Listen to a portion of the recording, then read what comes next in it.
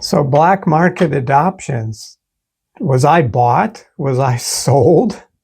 Was I traded for service? How did black market adoptions feed into my story and finding the files that I was adopted and that I could have been part of this process? That's just crazy.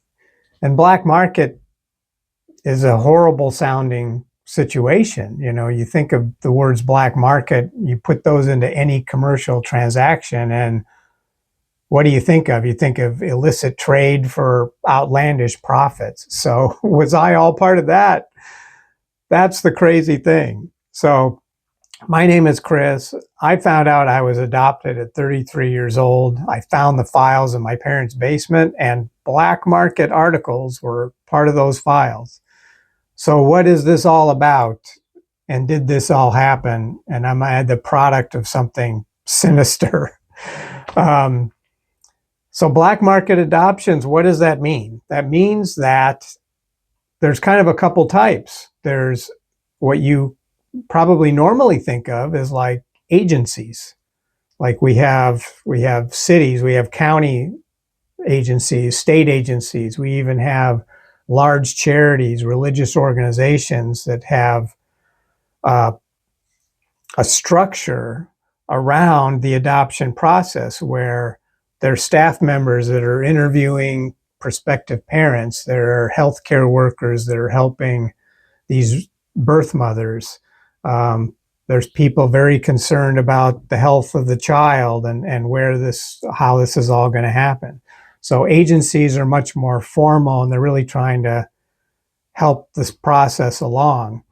Um, that's the one side of adoptions. The other potential side is independent adoptions, which were just handled through doctors and lawyers or outside of the agency system. So as you can imagine, when it becomes independent, that's the avenue where black market could come into play because there aren't the agency oversight type of things. You don't have people scrutinizing prospective parents. You don't have people questioning or checking into the health of the birth mother, those types of things. So independent adoptions are where the bad things can happen. And boy, when I looked into what a black market adoption meant, some bad stories certainly come up. One of the worst ones I saw was about a woman, Georgia Tann, Tann, who was actually a social worker and ran an agency in Tennessee, but she slowly got into selling babies for profit and stealing them from birth mothers, or, just horrible, horrible things. She even sold some babies to Hollywood stars back in the day, and this was, kind of from the 20s through the 50s. So those types of things are bad. Stealing babies, selling them for profit, that's what you think of with black market. There were also some charities that weren't the best at independent adoptions either, that they viewed unwed mothers as morally bankrupt, and they would provide homes for them, they would provide shelter while they went through a process through their pregnancy, but they were required to give up the baby for adoption. They were coerced into doing it in order to have a place to live and privacy from their families, because obviously at this time, 1960, when I was born, it was really tremendous moral and social pressure on unwed mothers, and the families they're in, like if the women couldn't go back and get help from their family. So that's the independent side. So a lot of bad things can happen there, but a lot of good things can happen as well in independent adoptions. And the reason is because there are people, there are doctors, there are lawyers, there are adoptive parents and birth mothers that are trying to do something for the right reasons and have the right motivations. And those are called gray market adoptions. So a little spin off the word there. So gray market adoptions are where people are coming together for the right reasons in an independent setting. So They still don't have the oversight. They're providing that themselves. Doctors are interviewing the birth mother, the parents, looking into history, and also, helping the adoptive parents with the process. And that's where the attorneys come in and things like that. So it turns out that, about half adoptions back when I was adopted were the independent versus the agency. And so it turns out that I'm one of these gray market adoption babies, thankfully. So not bought, not sold, not a product of a really difficult, problematic situation.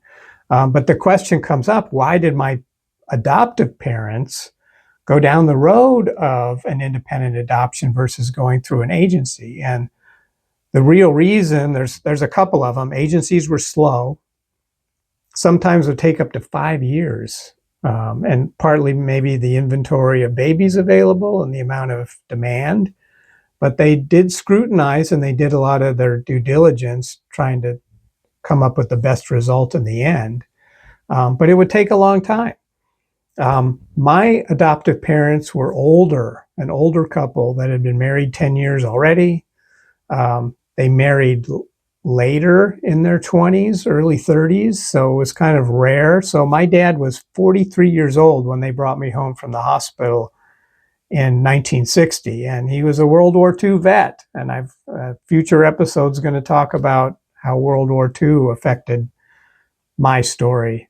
My mom was 39, so they were older, and agencies would frown on the older couples looking to adopt babies because they had kind of a 40-year rule of thumb where they didn't want the discrepancy between parent and child to be so many years. So younger couples got priority. So my parents were kind of flushed out of the agency path, not able to go down that road, and then had to go this independent route where they would work with, the local doctor and a lawyer, and it was all private, and they would do it that way. So that's what happened to me. The actual doctor that was my primary care doctor when I was a kid and put this whole thing together was a well-known family doctor outside of Chicago on the North Shore who had put together or had provided services for 2,500 babies. Or delivered 2,500 babies over his career. So I lucked into a good group of people trying to do the right thing. And I've benefited from that with a great childhood, opportunities in adult life that I might not have ordinarily had.